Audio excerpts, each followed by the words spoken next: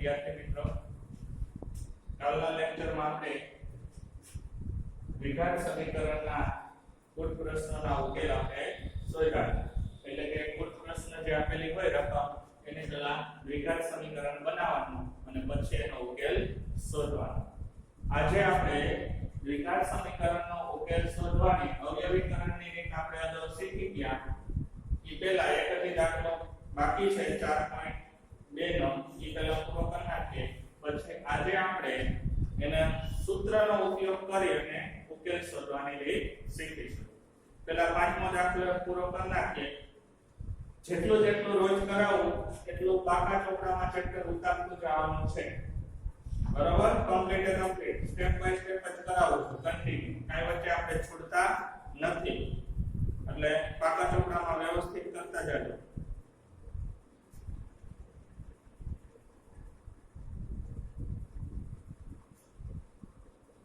ચાલો, એક કુટીર ઉદ્યોગ એક દિવસમાં 64 પેજ ઉપર છેલ્લો દાખલો, છઠ્ઠો દાખલો.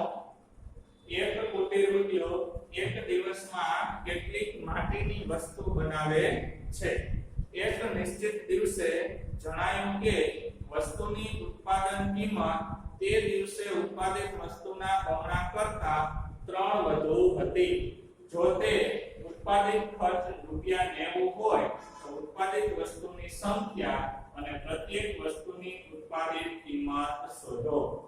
હવે પહેલા જો આપણે કોઈ એક કુટીર ઉદ્યોગ છે, દાખલા તરીકે માટીની વસ્તુ બનાવે, કે માટીના કોડિયા છે એ રોજના 50 કોડિયા બનાવે. બરોબર? અને 50 કોડિયા બનાવે અને એને ₹90 મળતા હોય તો 50 કોડિયાના ₹90 મળતા હોય અથવા તો 50 કોડિયા બનાવે અને એને ₹100 મળતા હોય તો રોજના એ કેટલા કોડિયા બનાવે એ ખબર નથી, અને એક કોડિયાની કિંમત કેટલી છે એ પણ આપણને ખબર નથી. બેયનો તમે ગુણાકાર કરો અને કેટલા રૂપિયા થાય છે ખર્ચો? ₹90 ખર્ચ થાય છે. એટલે પહેલા આપણે ધારી લેવાનું, ધારો કે એક દિવસમાં માટીની વસ્તુ નિશ્ચિત દિવસે થયેલું ઉત્પાદન કિંમત એને આપણે શું ધારી લેશું? x. અને તે દિવસે ઉત્પાદિત વસ્તુના બમણા કરતા 3 વધુ હતી. એટલે પહેલા ધારી લેવાનું, ધારો કે ઉત્પાદિત વસ્તુ x છે. x કોડિયાનું ઉત્પાદન કરે છે. બરોબર? પણ x જે x માટલાનું ઉત્પાદન કરે છે. હવે તેની કિંમત વસ્તુ કરતા બમણા કરતા 3 વધુ હતી. તો ઉત્પાદિત વસ્તુની કિંમત કેટલી થાય? ઉત્પાદિત વસ્તુની કિંમત તેના બમણા કરતા 3 વધુ એટલે 2x + 3 થાય. પણ આ બે થઈને કુલ ખર્ચ કેટલો થાય છે? પરંતુ કુલ ખર્ચ ₹90 થાય છે.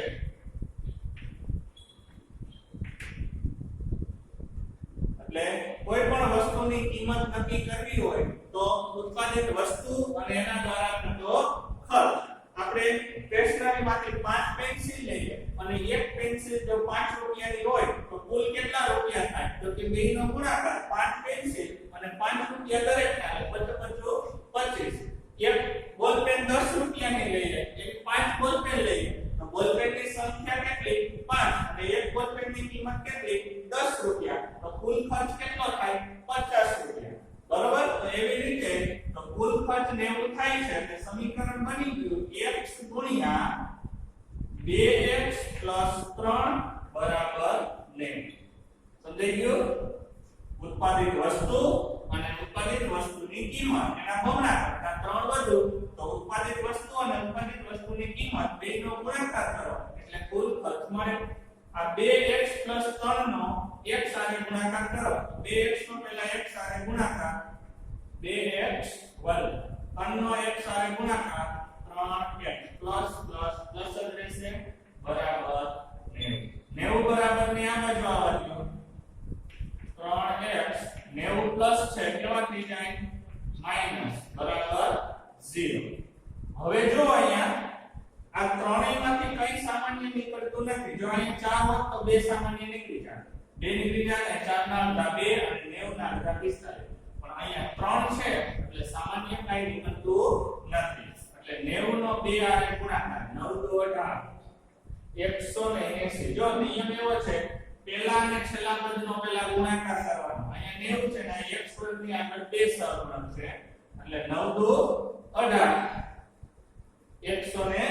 180 ના એવા બે ભાગ પાડો કે જેની બાદબાકી 3 આવે. એટલે બાદબાકી કરતા કેટલા મળવા જોઈએ 3. અહીંયા જેવી નિશાની હોય એવું ધ્યાનમાં રાખવાનું. તો કાલે મેં તમને ભાગ ગોતતા શીખવાડ્યા. જો 10 એ 10 કેટલા થાય 100 અને 15 15 કેટલા થાય 225. તો 180 100 અને 225 ની વચ્ચે હોય તો 3 નો તફાવત હોય ને એવી કિંમત ગોતવાની. બરોબર? કેટલો 3 નો તફાવત હોય એવી કિંમત ગોતવાની. તો આપણે પહેલા દાખલા તરીકે 11 લઈએ અને 14 લઈએ. 11 અને 14 12 લઈએ અને 15 લઈએ. 13 લઈએ અને 16 લઈએ. 14 લઈએ અને 17 લઈએ. હવે 15 ને 18 લ્યો તો પછી મોટા થાય કારણ કે 15 15 જ 225 થઈ જાય. એટલે 11 આ 4 માંથી તમે એક ભાગ હશે. જો 4 એકો 4 4 નથી 0 છે એટલે આનો 5 દુ 10 6 તેરી 18 7 4 એટલે આ ભાગ નો લે આ ભાગ નો લે આ ભાગ નો લે 12 ગુણ્યા 15 કરો જી 12 દુ 12 50 એટલે 180. કયો ભાગ લાગુ પડશે 15 અને 12. 15 ની નિશાની મધ્યમ પદની એટલે પ્લસ અને આનાથી વિરુદ્ધ. 3 પદમાંથી 4 પદ બની ગયા 2x વર્ગ 15x 12x 90 બરાબર 0. આ બેમાંથી x સામાન્ય નીકળે એટલે અહીંયા વધે 2x 15. આ બેમાંથી કેટલા સામાન્ય નીકળે તો કે 6 સામાન્ય નીકળે એટલે અહીંયા વધે 2x આ માઈનસ છે કેવા થઈ જાય પ્લસ કારણ કે માઈનસ કોમન કાઢો એટલે પ્લસ બરાબર 0.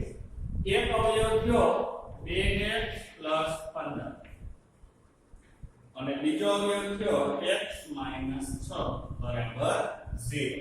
તો 2x 15 આના બરાબર 0 અને x 6 આના બરાબર પણ 0. હવે જો 15 પેલા બરાબર ની ઓલી બાજુ જાય એટલે કેવા થઈ જાય માઈનસ અને 2 ક્યાં વયા જાય કોઈ વસ્તુ છે કે માઈનસ માં ન હોય. તમે એમ ન કહો અમે -15 ના છેદમાં 2 કાઢીના કોડિયા લેતા આવી રીતે કઈ જવાબ આવે નહીં. વસ્તુ છે ને અંકમાં જ હોય ધન પૂર્ણાંકમાં જ હોય. એક કોડિયું લીધું 2 3 4 5 અને એક બોલપેન લીધી 2 બોલપેન લીધી બરાબર. એટલે આ જવાબ છે ને એ તમારો સત્ય નથી.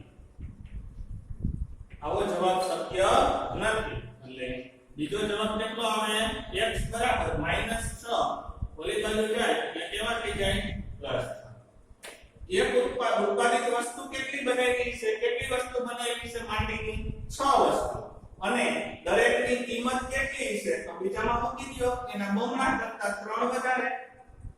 તો બમણા એટલે 6 દુ 12 12 ને 3 15 બરાબર. તો ઉત્પાદિત વસ્તુ 6 અને ઉત્પાદિત વસ્તુની કિંમત બમણા કરતા 6 વધારે એટલે કેટલી થશે x બરાબર 6 આવ્યા એટલે ઉત્પાદિત વસ્તુની કિંમત આપણને શોધવાનું શું કીધું છે બે કીધું છે. જો તો ઉત્પાદિત વસ્તુની સંખ્યા ઉત્પાદિત વસ્તુની સંખ્યા x બરાબર 6 અને ઉત્પાદિત વસ્તુની કિંમત 2x 3 એટલે 2 ગુણ્યા 6 6 + 3 તો 6 × 2 = 12 + 3 એટલે 15 એક ઉત્પાદિત વસ્તુ છે 15 રૂપિયાની એવી કેટલી વસ્તુ બનાવે છે 6 વસ્તુ બનાવે છે 15 × 6 કેટલો ટોટલ ખર્ચ થાય છે 90 રૂપિયા એટલે આવી રીતે એક ઉત્પાદિત વસ્તુ અમે 6 વસ્તુ બનાવે છે માટીની એક વસ્તુ બનાવવામાં કેટલો ખર્ચ થાય છે ને 15 રૂપિયાનો એટલે 6 વસ્તુ બનાવે છે તો એને કુલ ખર્ચ કેટલો થાય છે 90 ઈ આપણને કીધું હતું આ કેટલી બનાવે છે અને આ કેટલા કિંમત છે ઈ આપણને ખબર નહોતી તો 6 વસ્તુ આવી ગઈ એટલે એની કિંમત એના બમણા કરતા 3 વધારે જેટલી વસ્તુ બનાવે છે એના બમણા તો 6 વસ્તુ બનાવે છે એના બમણા એટલે 12 અને એના કરતા 3 વધારે એટલે 15 રૂપિયાનો ખર્ચ થાય એક વસ્તુ બનાવતા 15 રૂપિયાનો ખર્ચ થાય એવી 6 વસ્તુ બનાવે એટલે ટોટલ 90 રૂપિયા ખર્ચ થાય છે લખી નાખો આટલું ચાલો લખી નાખો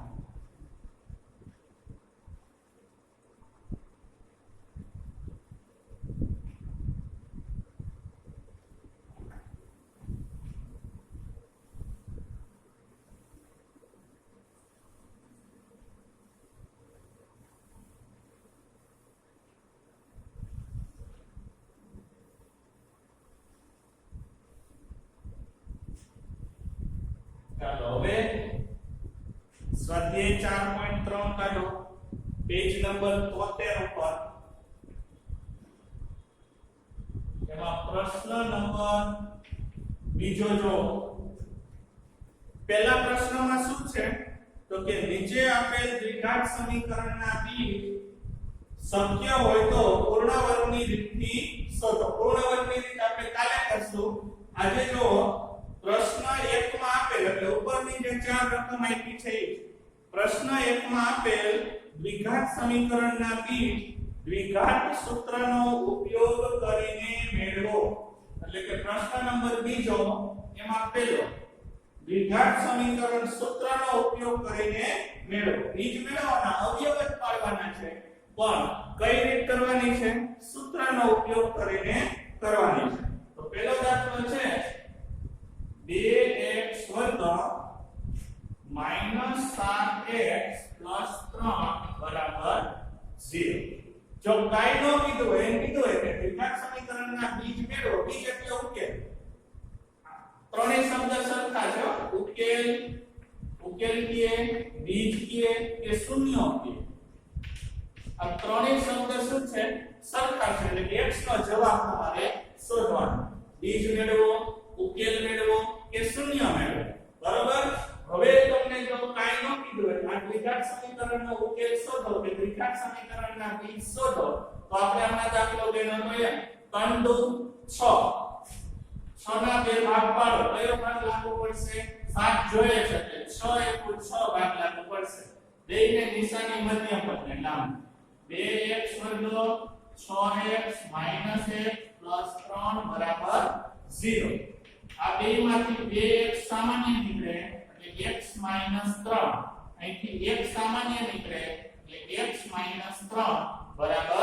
0 એક અવયવ થયો x - 3 અને બીજો અવયવ થયો 2x - 1 0 x - 3 0 અને 2x - 1 0 x 3 અને x 1/2 તો આ દ્વિઘાત સમીકરણનો ઉકેલ કેટલો આવે 3 અને 1/2 આવે પણ અહીંયા ઉપર આપણને સૂચના શું છે સૂત્રનો ઉપયોગ કરીને બીજ મેળવો સૂત્રનો ઉપયોગ કરીને આપણે કઈ રીત કરી અવયવીકરણની રીત કરી અવયવીકરણની રીત કરવાની નથી જવાબ તો આપવો જ આવે પણ રીત અવયવ મેળવવાની ટોટલ કેટલી રીત છે 3 રીત છે અવયવીકરણની રીત સૂત્રનો ઉપયોગ કરીને બીજ શોધવાની રીત અને પૂર્ણ વર્ગની રીત આજે પૂર્ણ વર્ગની રીત આપણે બાકી છે તો સૂત્રનો ઉપયોગ કરવાનો હોય તો પહેલા તમારે વિવેચક શોધવાનો શું શોધવાનો વિવેચક વિવેચકને ઘણી વખત સંકેતમાં d વડે પણ દર્શાવાય છે. તો વિવેચક d શોધવાનું સૂત્ર છે b વર્ગ માઈનસ 4ac છેદમાં b સ્ક્વેર માઈનસ 4ac આ એનું સૂત્ર છે. બરાબર? તો વિવેચક d શોધવો હોય તો આ પહેલા મેળવી લેવાનું. પછી એના બે સૂત્ર મૂકવાના. x બરાબર માઈનસ b માઈનસ વર્ગમૂળમાં d છેદમાં 2a અને x બરાબર માઈનસ b પ્લસ વર્ગમૂળમાં d છેદમાં 2a. એકવાર અહીંયા માઈનસ d લેવાનો, એકવાર પ્લસ. પહેલા d શોધી લેવાનો. હવે એક વસ્તુ યાદ રાખજો, d માટેના ત્રણ નિયમ છે. d તમે અહીંયા શોધો અને જવાબ જો તમારો d બરાબર 0 આવે તો સમીકરણને વાસ્તવિક અને સમાન ઉકેલ હોય. કેવા? વાસ્તવિક અને સમાન ઉકેલ હોય. d ની કિંમત 0 કરતા મોટી આવે એટલે કે d ગ્રેટર ધેન 0 આવે તો વાસ્તવિક અને ભિન્ન ઉકેલ હોય અને d લેસ ધેન 0 આવે તો ઉકેલ વાસ્તવિક ઉકેલ નથી. આ યાદ રાખજો, એક માર્કના પ્રશ્નમાં પૂછાય છે. એક માર્કના પ્રશ્નમાં પૂછાય IMP જો d બરાબર 0 આવે તો તમે સૂત્રનો ઉપયોગ કરી અને d મેળવો અને જો 0 આવે તો વાસ્તવિક અને સમાન. d ગ્રેટર ધેન 0 હોય તો વાસ્તવિક અને ભિન્ન અને d લેસ ધેન 0 હોય તો વાસ્તવિક ઉકેલ નથી. એક માર્કનો પ્રશ્ન પૂછાય d બરાબર 0 હોય તો સમીકરણને ખાલી ક્યાં ઉકેલ છે? તો ચાર ઓપ્શન હોય એમાં વાસ્તવિક અને સમાન તમારે ટી કરવા. સમજી ગયું? આ મોસ્ટ આઈએમપી છે. એક માર્કના પ્રશ્નમાં દર વખતે હોય છે. અહીં આપણે યાદ રાખવાનું, પહેલા આમાંથી શું મેળવવાનો? d મેળવવાનો. d ની કિંમત આ ત્રણમાંથી કેવી આવે છે એ જોવાનું. 0 આવે છે, 0 કરતા મોટી આવે છે કે 0 કરતા નાની આવે છે. જો જવાબ માઈનસ માં આવે એટલે 0 કરતા નાનો તો એનો દાખલો ગણી શકાય નહીં, એના અવયવ પડતા હોય નહીં. બરાબર? હવે પહેલા આનો વિવેચક d શોધવો છે એટલે પહેલા ચલની આગળના સહગુણકોની કિંમત લઈ લેવાની. આને a કહેવાય, આને b કહેવાય અને આને c કહેવાય. જો અહીંયા ધ્યાન, a બરાબર કેટલા છે? d. d બરાબર સહગુણક છે કે નિશાની સહિત ધ્યાનમાં લેવાય. પ્લસ હોય તો પ્લસ નિશાની કરવાની જરૂર નથી, માઈનસ છે એટલે માઈનસ કરવાની. -7 અને c બરાબર 3. હવે વિવેચક d શોધવો છે તો d બરાબર b વર્ગ માઈનસ 4ac. d વર્ગ એટલે કેટલા? -7. -7 નો વર્ગ 4. a ની જગ્યાએ કેટલા? 2 અને c ની જગ્યાએ કેટલા? 3. પહેલા બધાની કિંમત મૂકી દેવાની. b એટલે -7 નો વર્ગ, 4 ના 4 સૂત્રના છે, નિયમના. a એટલે 2 અને c એટલે 3. પહેલા કોઈ પણ સંખ્યાનો તમે વર્ગ કરો ને એટલે માઈનસ હોય તો જવાબ પ્લસ થઈ જાય અને પ્લસ હોય તો પ્લસ જ થઈ જાય. એટલે -7 નો વર્ગ 7 7 તો 14 નહીં, 7 7 49. અહીંયા કેટલા વાર માઈનસ નિશાની છે? એક વાર. એ નિયમ તો બધે રહેશે, આપણે આગળ ભણી ગયા એમ ચોકડી ગુણાકાર. એકવાર માઈનસ નિશાની હોય તો માઈનસ, 3 વાર હોય તો માઈનસ. 4 તેરી 12, 12 2 24, 4 2 8, 8 તેરી 24. 49 માંથી 24 બાદ કરો એટલે કેટલા મળશે? 25. કેટલા મળશે? 25. d બરાબર કેટલા આવ્યા? 25. હવે જોઈ લો, આ ત્રણમાંથી કયો નિયમ લાગુ પડે છે? તો કે બીજો. d ની કિંમત 0 કરતા કેવી છે? મોટી છે. તો મોટી હોય તો વાસ્તવિક અને ભિન્ન ઉકેલ મળશે. હવે આપણે બે સૂત્ર મૂકવાના. x બરાબર -d માઈનસ વર્ગમૂળમાં d છેદમાં 2a અને x બરાબર અહીંયા આલ્ફા ને બીટા કરી શકાય. આવી રીતે કરી શકાય. આલ્ફા બરાબર અને બીટા બરાબર ગમે લખી શકાય. આપણે x રાખીએ તો યાદ છે. અને બીજું સૂત્ર -b વર્ગમૂળમાં d છેદમાં 2a. ચાલો હવે જો આપણને ખબર છે દાખલાનો જવાબ કેટલો આવશે 3 અને 1 ના છેદમાં 2. માઈનસ b એટલે આ માઈનસ નિશાની સૂત્રની છે. b એટલે કેટલા -7. જોજો બે વાર માઈનસ આવશે. વર્ગમૂળમાં 25 છેદમાં 2. a એટલે કેટલા 2. અહીંયા એમ જ -7 પ્લસ વર્ગમૂળમાં 25 છેદમાં 2 ગુણ્યા 2. હવે અહીંયા માઈનસ માઈનસ પ્લસ 7. 25 નું વર્ગમૂળ નીકળી જાય છે કેટલો 5 છેદમાં 2 2 4. અહીંયા -7 + 5 છેદમાં 4. હવે જો અહીંયા ધ્યાન બોર્ડ ઉપર ધ્યાન 7 માંથી 5 બાદ કરો એટલે 1. હવે આ બાજુ લખો છો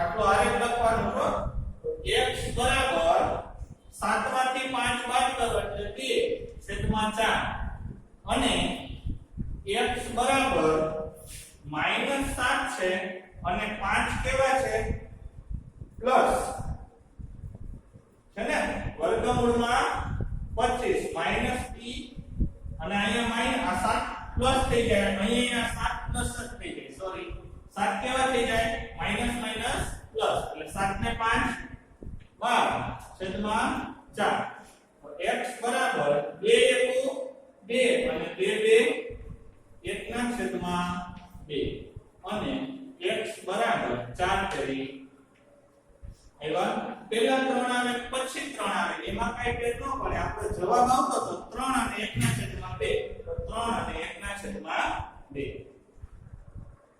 બરાબર. તો દ્વિઘાત સમીકરણનો ઉકેલ આપણે મેળવો કઈ રીત સૂત્રનો ઉપયોગ કરીને બીજ મેળવો. ચાલો લખી લો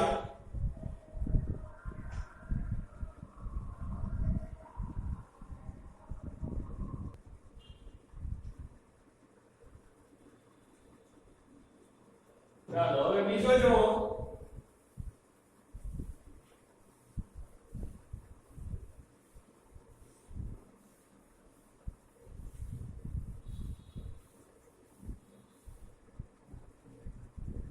બીજો દાખલો છે 2x² + x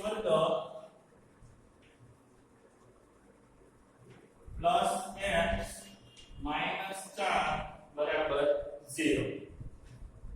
પહેલા બધાની કિંમત નક્કી કરી લો. a બરાબર 2, b બરાબર x ની આગળ કાઈ નથી તો 1 અને c બરાબર -4.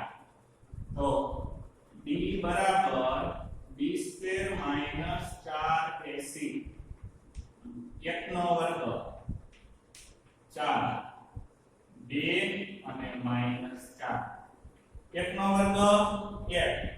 આ બે વાર માઈનસ ભેગા થયા અહીંયા આગળ માઈનસ અને આ -4 એટલે પ્લસ થઈ ગઈ 4 2 8 8 32 એટલે પ્લસ 32 એટલે 33 આવે b બરાબર કેટલા આવે 33. હવે x બરાબર -p વર્ગમૂળમાં d છેદમાં 2a અને x બરાબર -p પ્લસ વર્ગમૂળમાં d છેદમાં 2a બરાબર. હવે અહીંયા ધ્યાન જો ભાગ પડતા હોય છે ઉડતા જોડાડવાના તો હવે ખાલી કિંમત મૂકી દાખલો પૂરો. -b એટલે માઈનસ અહીંયા એક આગળનામાં બે વાર માઈનસ ભેગા થતા એટલે કાઉન્સ કર્યો કઈ કાઉન્સ કરવાની જરૂર નથી. b બરાબર 1 મૂકી દો આગળ નિશાની કેવી માઈનસ અને b બરાબર કેટલા 1 માઈનસ વર્ગમૂળમાં 33 છેદમાં 2 ગુણ્યા 2. અહીંયા એમ જ x બરાબર -a પ્લસ વર્ગમૂળમાં 33 છેદમાં 2 ગુણ્યા 2. હવે તેમ આગળનામાં અહીંયા 25 હતા તો 25 નું વર્ગમૂળ 5 થાતું તો અહીંયા 33 નું વર્ગમૂળ નીકળતું નથી એટલે એમના જ રહે 2 2 4 પ્લસ વર્ગમૂળમાં 33/4 સમજાઈ ગયું આ એક સમીકરણ એવું છે કે આ સમીકરણનો ઉકેલ તમે અવયવીકરણની રીતે મેળવી ન શકો જો 4 2 8 8 ના એવા બે ભાગ પાડો કે જેની બાદબાકી 1 આવે તો એકેય ભાગ એવો મળે નહીં આ દાખલો છે એને બીજ વાસ્તવિક અને ભિન્ન છે વાસ્તવિક અને ભિન્ન છે એટલે આ દાખલો હંમેશા તમારે સૂત્રની રીતે જ ગણવો પડે કારણ કે આના એકેય એવો ભાગ નથી 8 નો કે જેની બાદબાકી 1 આવે એટલે આ દાખલો અવયવીકરણની રીતે ગણી શકાતો નથી કારણ કે અહીંયા આપણને ખબર પડી કે આવો જવાબ આવે આવા જવાબ જ્યારે આવે x ના ત્યારે સમજવાનું કે આ દાખલો માત્ર સૂત્રની રીતે અથવા તો પૂર્ણ વર્ગની રીતે ગણી શકાય અવયવીકરણની રીતે ગણી શકાતો નથી બરાબર ચાલો લખી લ્યો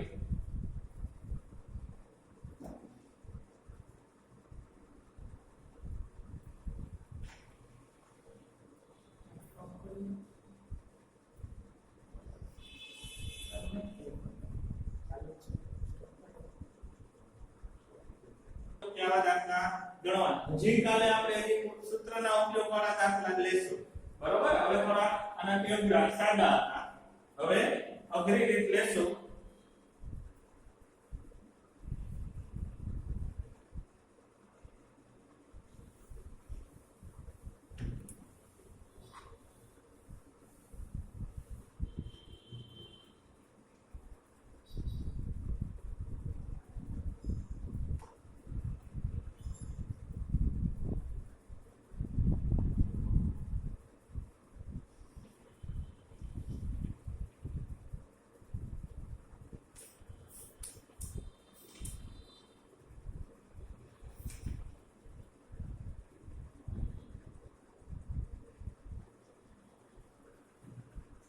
ચાલો સૂત્રનો ઉપયોગ કરીને બીજ મેળવો એવી સૂચના રહેશે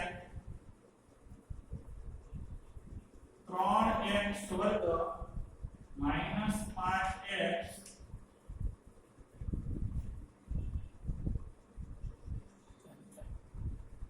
3x વર્ગ -5x પ્લસ 2 બરાબર 0 બીજો x वर्ग प्लस 4x प्लस 5 बराबर 0 क्या ધ્યાન રાખો કે જ્યારે પણ તમે વિવેચક શોધો અને જવાબ શું આવી જાય 0 આવી જાય સોરી 0 કરતા નાનો આવી જાય માઈનસ નો આવી જાય ત્યારે પછી આગળ આ x અને આ સૂત્ર મૂકવાની જરૂર નથી સીધું કહી દેવાનું સમીકરણને ઉકેલ નથી વાસ્તવિક બીજ નથી માની લો આ દાખલો છે બીજો એમાં d ની કિંમત છે એ માઈનસ માં આવી અથવા તો અપૂર્ણાંકમાં આવી બરાબર કે વર્ગમૂળમાં આવી તો કહી દેવાનું કે આને વાસ્તવિક ઉકેલ નથી એટલે કે 0 કરતા જો જવાબ નાનો આવી જાય તો વાસ્તવિક ઉકેલ કે વાસ્તવિક બીજ નથી તો દાખલો ગણવાનો નહીં લખો ત્યાર પછી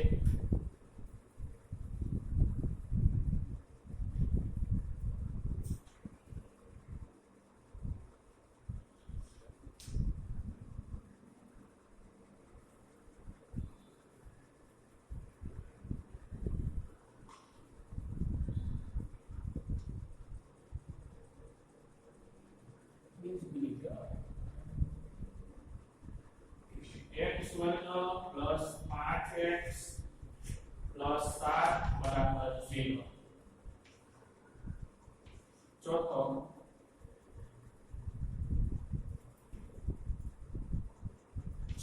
x वर्ग प्लस 19x प्लस 10 बराबर 0 અને પાંચમો